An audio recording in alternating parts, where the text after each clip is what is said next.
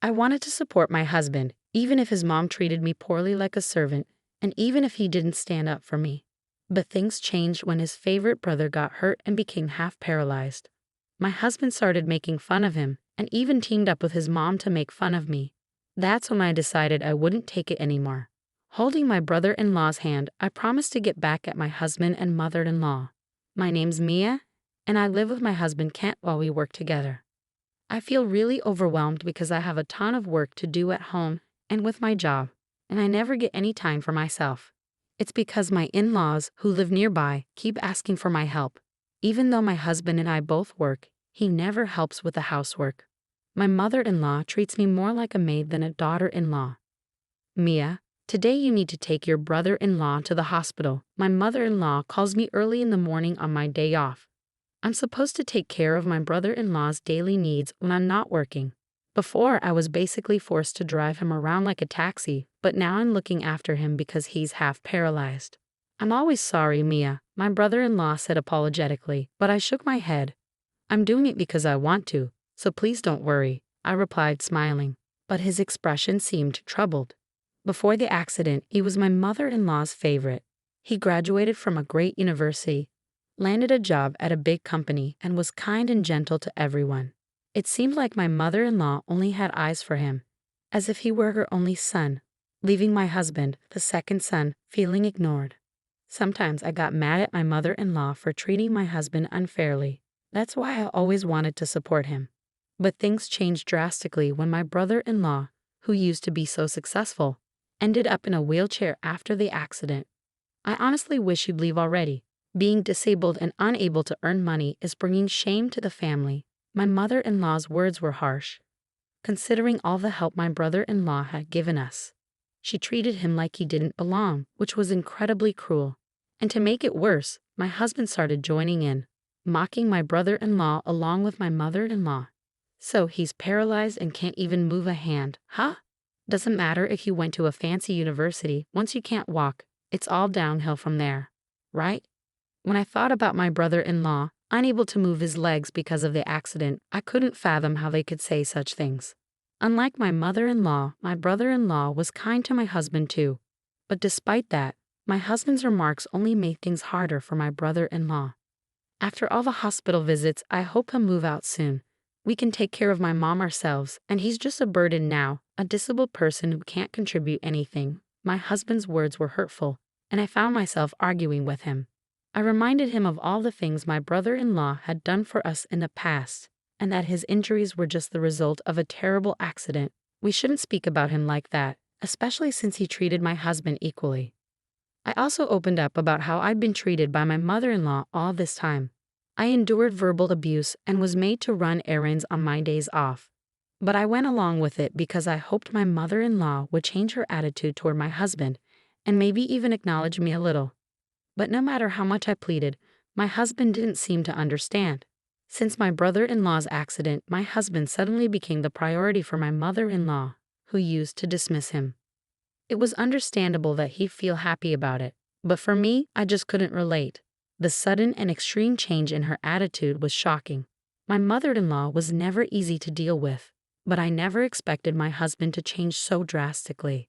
Looking back, my husband often left all the household chores to me, but I believed he was making efforts in his own way. That's why his sudden change in attitude was so shocking and upsetting. One day, while feeling frustrated with my husband and mother-in-law, my husband suggested a family trip. I was thinking we could go to Hawaii for a change of scenery and have some fun, he said. As a working couple, we could afford a trip, but what about my brother-in-law who couldn't join us? Would he be left alone at home? When I voiced my concerns, I learned that a helper would be hired while we were away. Still, I couldn't shake the feeling of guilt for my brother-in-law and started worrying if I could even enjoy the trip. A little something to look forward to wouldn't hurt, my brother-in-law said a few days later, sensing my struggle with my husband's idea. I heard about the trip. Don't worry about me. Go and enjoy yourself. You've always been there for me during the hospital visits and everything else. It's time for you to relax and have some fun. His kindness touched me, and I joked that going on a trip with my husband and mother-in-law might be more exhausting than usual, which made my brother-in-law laugh. Encouraged by his words, I told my husband we should go ahead with the trip, and we began preparing for our Hawaii adventure. I took charge of planning the itinerary and dealing with the travel agency. My mother-in-law kept changing her hotel and activity preferences, making it a bit challenging to finalize the plans. But finally, 2 weeks before our departure, everything for our Hawaii trip was set. As soon as we landed in Hawaii, I made a decision to separate from my husband and mother-in-law. I had already felt used even before the trip, so I had planned for this moment. Plus, I needed some time alone, which I had been longing for since the days leading up to our departure. Most of my effort went into helping my mother-in-law prepare for the trip. I'd rush to buy the things she needed after work, and on my days off, I'd take her to the store so she could pick out what she wanted.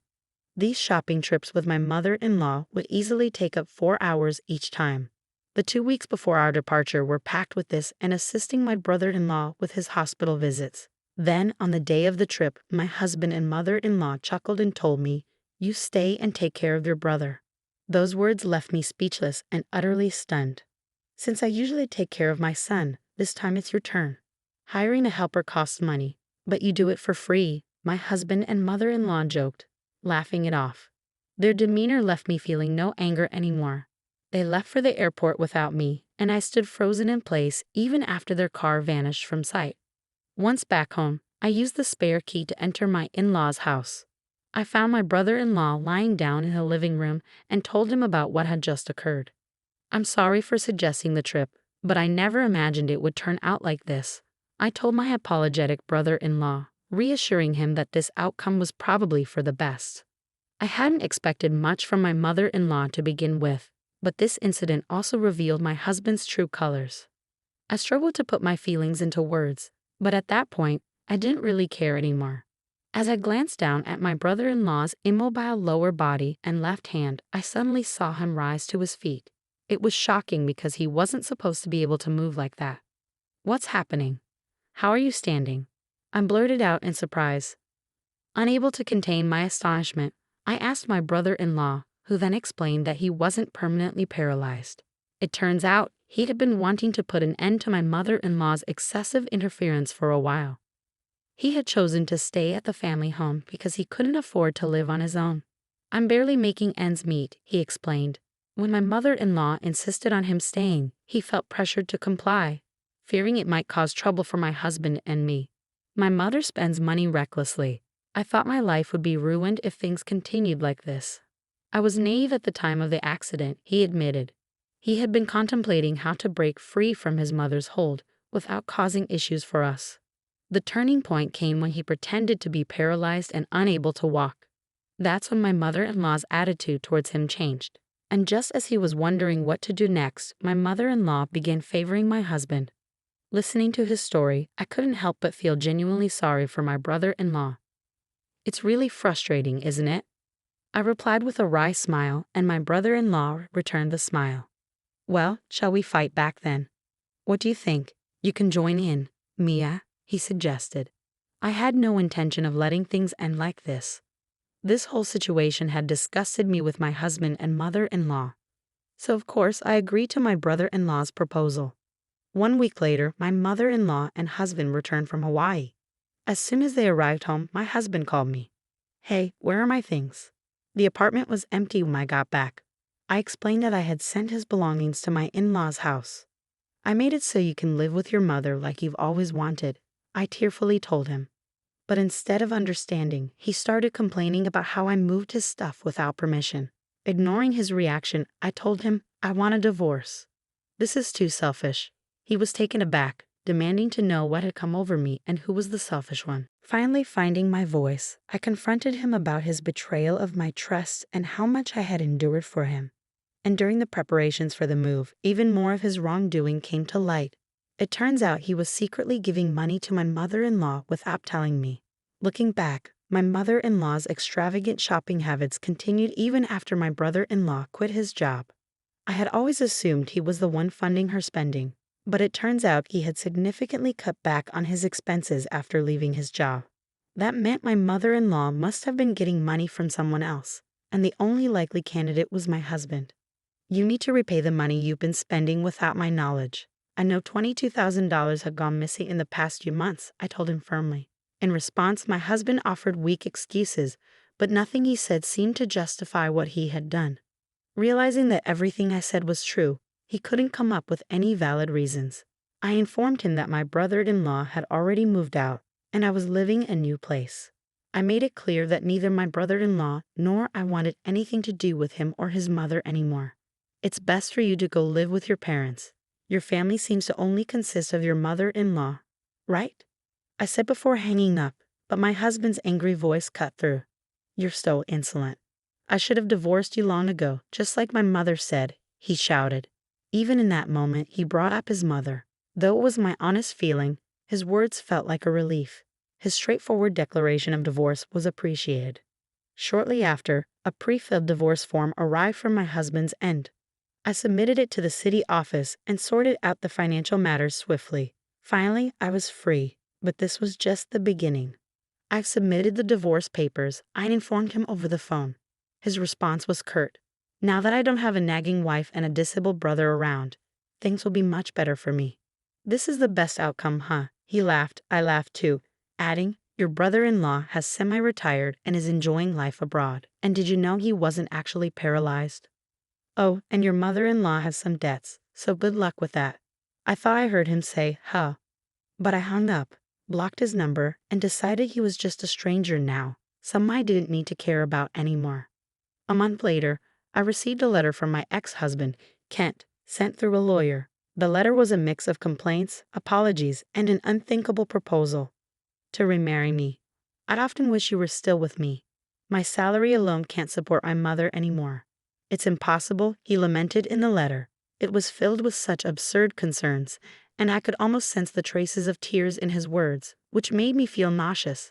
I promptly threw the letter away. It appeared that my ex-husband had lost all his assets trying to repay my mother-in-law's debts. Yet it wasn't enough, and they ended up losing the family home. As for my mother-in-law, she was desperately searching for my brother-in-law, who had gone overseas. According to my brother-in-law, she had been reaching out to his acquaintances and former colleagues. Despite her efforts, none of them intended to disclose his whereabouts. And even if she did find out, she wouldn't be able to go there.